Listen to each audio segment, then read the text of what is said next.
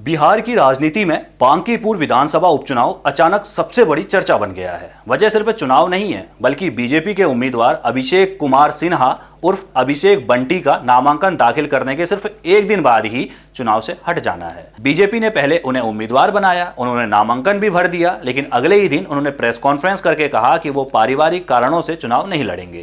पहली नजर में मामला सामान्य लग सकता है, लेकिन राजनीतिक गलियारों में इसकी वजह कुछ और ही बताई जा रही है। अब सवाल यह है कि आखिर ऐसा क्या हुआ कि बीजेपी को अपने द्वारा घोषित उम्मीदवार को इतनी जल्दी बदलना पड़ गया। सूत्रों के मुताबिक इसके पीछे सबसे बड़ी वजह अभिषेक बंटी के पिता रविंद्र प्रसाद सिन्हा का पुराना रिकॉर्ड माना जा रहा है। रविंद्र प्रसाद सिन्हा बिहार के चर्चित चारा घोटाले में दोषी ठहराए जा चुके हैं। वो उस समय मेसर्स मगध केमिकल्स कॉर्पोरेशन में मैनेजर थे। आरोप था कि फर्जी बिलों के जरिए सरकारी खजाने से करोड़ों रुपए की हेराफेरी की गई थी। इस मामले में उन्हें सजा भी हुई थी और जुर्माना भी लगाया गया था। माना जा रहा है कि बीजेपी को डर था कि चुनाव प्रचार के दौरान आरजेडी, कांग्रेस और जन स्वराज इस मुद्दे को बड़ा चुनावी हथियार बना सकती है। ऐसे में पार्टी की छवि को नुकसान हो सकता था, लेकिन बात सिर्फ यहीं खत्म नहीं होती। सूत्र ये भी बता रहे हैं कि अभिषेक बंटी के नामांकन फॉर्म की जांच के दौरान कुछ और भी सवाल सामने आए। उन्होंने अपने नामांकन में खुद को मैट्रिक पास बताया था, लेकिन उनके शैक्षणिक दस्तावेजों को लेकर कुछ विसंगतियों की चर्चा शुरू हो गई है। कहा जा रहा है कि उनकी पढ़ाई से जुड़े दस्तावेजों की जांच में ऐसी बातें सामने आई जिनसे आगे चलकर नामांकन पर कानूनी विवाद खड़ा हो सकता था। अगर जांच के दौरान नामांकन रद्द हो जाता तो बीजेपी के सामने बड़ी मुश्किल खड़ी हो सकती थी, क्योंकि उसके पास वहां दूसरा उम्मीदवार नहीं बचता।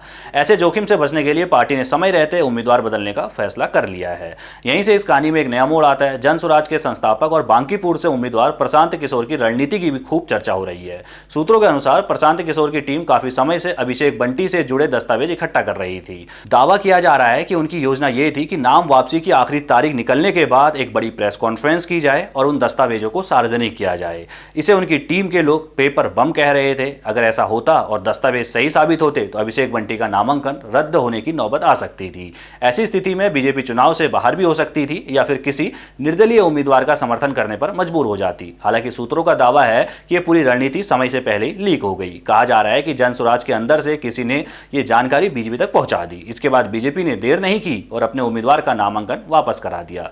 इस तरह जिस खुलासे से बीजेपी को बड़ा नुकसान हो सकता था, उससे पहले ही पार्टी ने अपना डैमेज कंट्रोल कर लिया है। हालांकि इन दावों की अभी तक आधिकारिक पुष्टि नहीं हो पाई है। खुद प्रशांत किशोर ने भी कहा कि वो प्रेस कॉन्फ्रेंस करके पूरे मामले का खुलासा करेंगे। सूत्रों के मुताबिक अभिषेक बंटी को लेकर सिर्फ शैक्षणिक दस्तावेज ही नहीं, बल्कि कुछ और बातें भी सामने आई थी। दावा किया जा रहा था कि उनके खिलाफ मारपीट और छेड़खानी ऐसे मामलों के आरोप भी दर्ज रहे हैं और इन्हें लेकर भी सवाल उठने वाले थे। साथ ही उनकी शैक्षणिक योग्यता से जुड़े सर्टिफिकेट को लेकर भी कई तरह की विसंगतियों की बात की जा रही है। हालांकि इन सभी दावों पर भी अभी आधिकारिक तौर पर कोई अंतिम फैसला या चुनाव आयोग की टिप्पणी सामने नहीं आई है, इसलिए इन्हें फिलहाल आरोप और सूत्रों के दावे के तौर पर ही देखा जाना चाहिए। उधर बीजेपी ने किसी भी तरह का जोखिम लेने के बजाय तुरंत नया उम्मीदवार घोषित कर दिया। अब पार्टी ने 32 साल के नीरज कुमार सिन्हा को बांकीपुर से मैदान में उतारा है। नीरज लंबे समय से बीजेपी संगठन से जुड़े हुए हैं। साल 2006 से वो पार्टी में सक्रिय हैं और बूथ अध्यक्ष से लेकर भारतीय जनता युवा मोर्चा के जिला उपाध्यक्ष तक कई जिम्मेदारियां निभा चुके हैं। यानी बीजेपी ने विवादों से दूर एक संगठन के कार्यकर्ता पर भरोसा जताया है। अब ये चुनाव की लड़ाई और भी दिलचस्प हो गई है। 30 जुलाई को मतदान होना है और 3 अगस्त को नतीजे आएंगे। मैदान में जन स्वराज से प्रशांत किशोर हैं, आरजेडी ने रेखा गुप्ता को उम्मीदवार बनाया है और बीजेपी नए चेहरे नीरज कुमार सिन्हा के साथ चुनाव लड़ रही है। लेकिन सबसे बड़ा सवाल यही है